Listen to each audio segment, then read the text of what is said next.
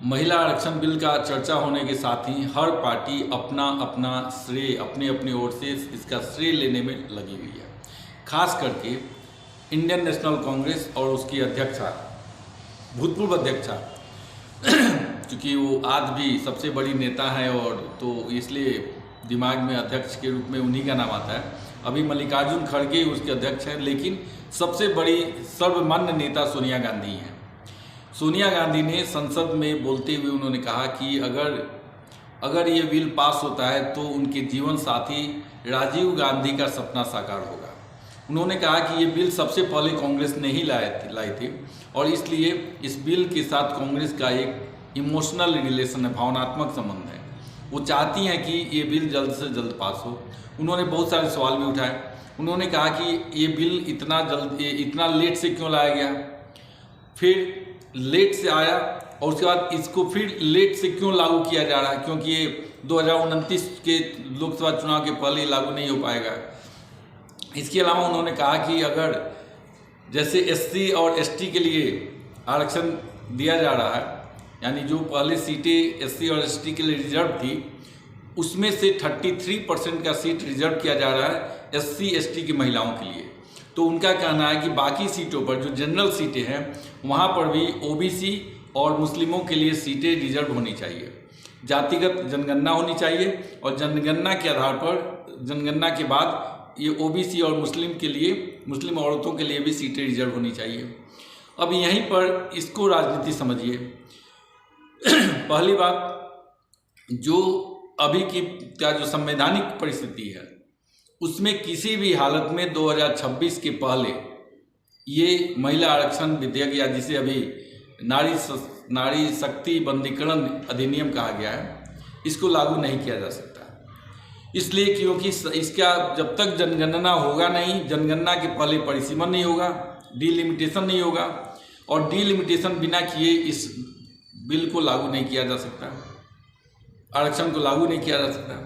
तो अभी ये बात उठाना कि नहीं उसको अभी तुरंत लागू करो कहीं न कहीं मुद्दे से ध्यान भटकाने का एक राजनीति है, या कहीं न कहीं इसको लोगों में भ्रम पैदा करने की से। हम तो चाहते थे कि 2024 में ही लागू हो, लेकिन सरकार नहीं मानी। सोनिया गांधी को ये अवश्य पता होगा कि डिलिमिटेशन के पहले आरक्षण लागू नहीं किया जा सकता, फिर भी उन्होंने एक मुद्दा उठाया और संसद में उठाया। इसके अलावा उन्होंने कहा कि ये सबसे पहले कांग्रेस ने ही लाई। अब कांग्रेस ने बिल लाई, इसमें कहीं कोई दो मत नहीं है, लेकिन ये हाफ ट्रूथ है। रियलिटी है कि सबसे पहले महिला आरक्षण बिल जब SD देवगौड़ा प्रधानमंत्री थे तब लाया गया था, लेकिन लाया गया, कभी भी इसे पास किया नहीं गया या पास कराने की इच्छा शक्ति नहीं दिखाई गई। एक लीपापोती करने के लिए, औपचारिकता पूरा करने के लिए ये आरक्षण बिल लाया गया, चाहे वो अटल बिहारी वाजपेयी की सरकार रही हो, नरसिम्हा राव की सरकार रही हो, या SD देवगौड़ा की सरकार रही हो, या फिर बाद में मनमोहन सिंह की सरकार रही हो। मनमोहन सिंह की सरकार में राज्यसभा में पास हुआ, लेकिन उस बिल को पास किए हुए बिल को भी 4 साल तक कांग्रेस की सरकार रही, लोकसभा में नहीं लाई। इसलिए नहीं लाई क्योंकि लोकसभा में लाने के साथ ही उनकी सहयोगी पार्टी उनका समर्थन वापस कर लेती और सरकार गिर जाती। तो सरकार गिरने के डर से कांग्रेस पार्टी इस बिल को ही अधर में लटका दी। अब आकर के वो कह रही है कि इसमें OBC और मुस्लिमों के लिए भी आरक्षण होनी चाहिए। चलिए, अगर है तो भाई आपने क्यों नहीं किया? आपने जो महिला आरक्षण बिल लाया था, क्या उसमें OBC और मुस्लिमों के लिए आरक्षण की बात की थी? तो जब आप खुद सरकार में थे, आपने खुद ये बिल लाया, उस समय आपने OBC की बात नहीं की, उसमें SC ST आपको दिखाई नहीं दिए। उस समय आपने कहा कि महिला सिर्फ महिला होती है, चाहे वो जिस वर्ग की महिला हो, तो महिलाओं को आरक्षण दिया जाएगा।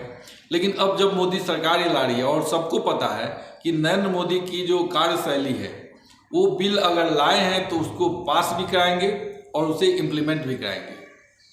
तो इसमें किसी को, मुझे नहीं लगता किसी को ये संदेह है कि नरेंद्र मोदी द्वारा लाया गया बिल की हालत भी वही होगी जो इसके पहले जो हुआ है बिल के साथ। इससे डरी हुई कांग्रेस पार्टी और दूसरे विपक्षी दल वो चाहते हैं कि जैसे भी हो इससे लटकाया और भटकाया जाए, और अगर पास भी हो जाती है तो इसका क्रेडिट लेने में वो पीछे नहीं रहना चाहते।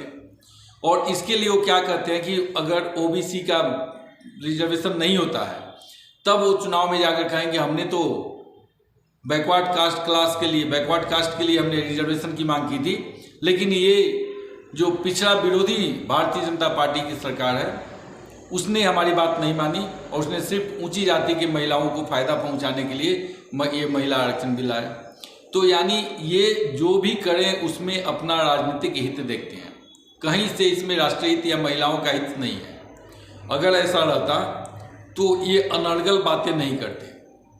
आज ही जब संसद में बहस हो रही थी तो भारतीय जनता पार्टी के एक सांसद निशिकांत दुबे ने इसके पहले की घटनाओं का जिक्र करते हुए सोनिया गांधी को अच्छा आईना दिखाया, जिसमें उनके सामने बिल को पकड़ के फाड़ दिया गया। समाजवादी पार्टी के सांसद ने फाड़ा और जिसने फाड़ा था उसके कॉलर को सोनिया गांधी ने संसद में कॉलर पकड़ लिया था। उस समय निशिकांत दुबे जैसे और सांसद जाके बीच बचाव करके इन दोनों को छुड़ाए थे। तो यानी कहने का मतलब यह है कि उस समय में भी आरक्षण, ये महिला आरक्षण विधेयक पर बहुत सारे विवाद होते रहे हैं, अभी भी होगा, आज भी है। उसमें चाहे भारतीय जनता पार्टी की एक नेता, बड़ी नेता तो उमा भारती ही क्यों ना हो, उमा भारती ने तो ओबीसी के लिए 50% सीट आरक्षित करने का मांग कर दिया है। वैसे ही बहुत सारे, राष्ट्रीय जनता दल ने भी ऐसा ही कुछ मांग किया कि ओबीसी के लिए कोटा रिजर्व होना चाहिए। लेकिन ये सब चीज़ें सिर्फ वो लोग कर रहे हैं जो चाहते हैं कि ये बिल पास नहीं हो, यानी महिलाओं की राजनीति भी करना चाहते हैं और वो चाहते भी नहीं है कि ये महिला आरक्षण बिल पास हो। हालांकि ऐसा होने नहीं जा रहा है, आज या कल तक ये पास होगा और पास होने के बाद ऑटोमेटिक ये लागू होगा। लागू होने में ये अलग बात है कि जब तक जनगणना नहीं होती है तब तक इसको लागू नहीं किया जा सकता, लागू करने में कुछ समय लगेगा। लेकिन इनका अभी तक का जो दिखता है, नरेंद्र मोदी का जो अभी तक का जो परफॉर्मेंस रहा है, ट्रैक रिकॉर्ड रहा है, उसमें ये बिल लागू होने जा रहा है।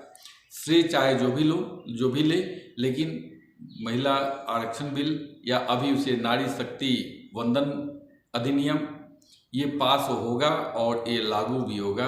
इसका श्रेय सिर्फ और सिर्फ नरेंद्र मोदी को ही दिया जाना चाहिए।